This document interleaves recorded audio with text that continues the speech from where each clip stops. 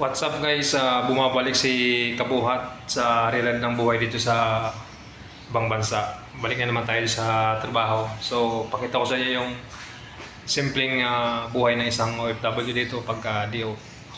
So ngayon, dahil dip natin, mag-ano tayo. Prito tayo ng kunting makain. Simpleng pagkain lang ng isang OFW. Tayo ng meatloaf, saka prito tayo ng ng makababad nating baka. So may tapa tayo dyan ng konti. Gano'n lang tayo mag-preto. So ito yung buhay dito sa guys, abroad. Pagka DO,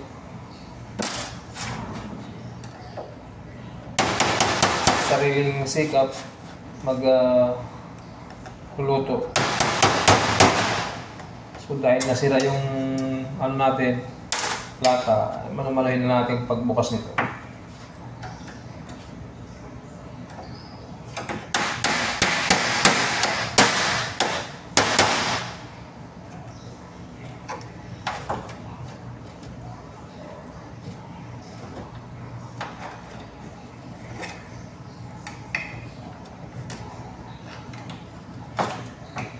Sisi na guys, at bihira tayo makapag-upload kasi sobrang busy talaga dito sa natin, trabaho ngayon. Dahil sa kung konti na lang kami yung staff. So wala, medyo na tayo sa tayo sa pag-upload.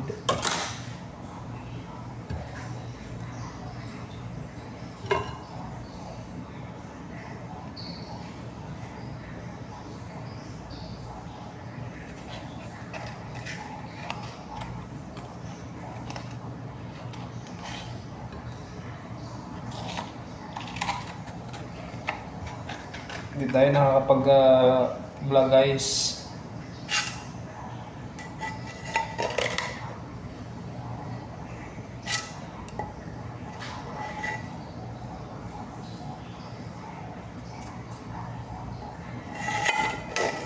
So, tsaga-tsaga muna tayo dito sa meatloaf ngayon guys dahil wala tayong paulam dito.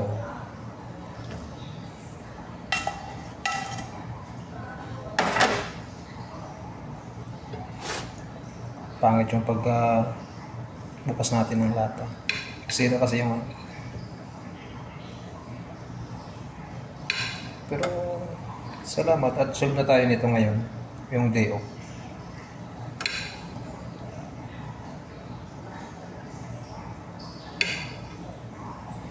So, medyo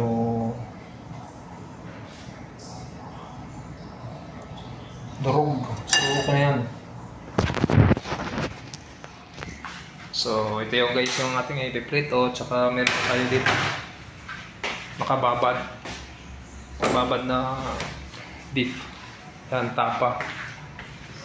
So ito lang yung ulam natin ngayon.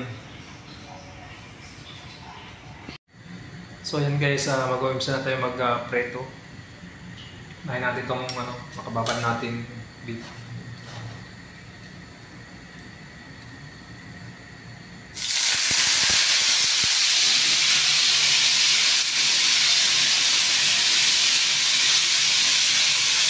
Wow, big fire.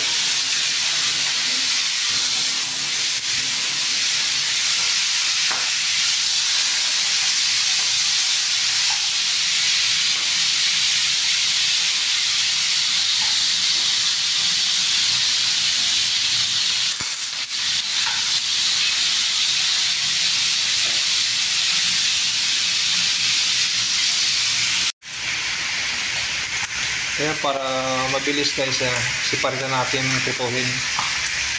Ito yung tsaka dito naman yung nakababad.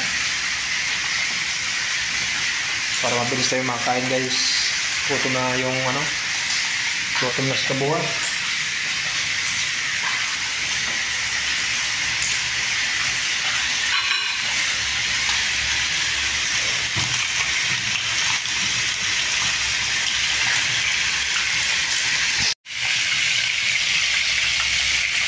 So ayan na nga, malapit nang maluto itong meatloaf natin. Itong tapa natin, medyo tagal-tagal pa to. So, pakituspin natin to.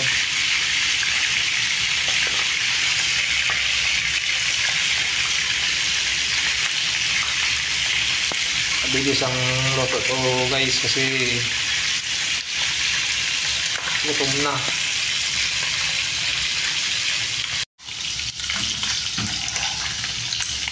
Then guys, luto na yung ating meatloaf.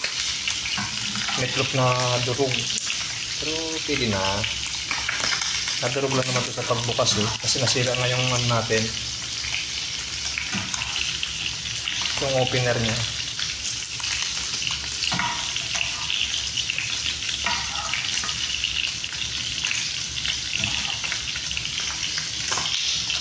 Yan, luto na siya.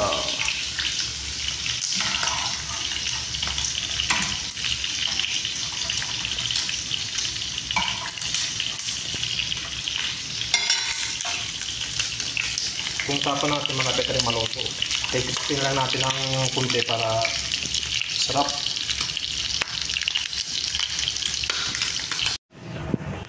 So guys, dahil sa sobrang init sa kusina, dito lang tayo kain sa kwarto. Yan po, luto na yung ating ulam. Ito yung tapat saka yung meatloaf natin sa kanin. Saka sausawan tayong ketchup.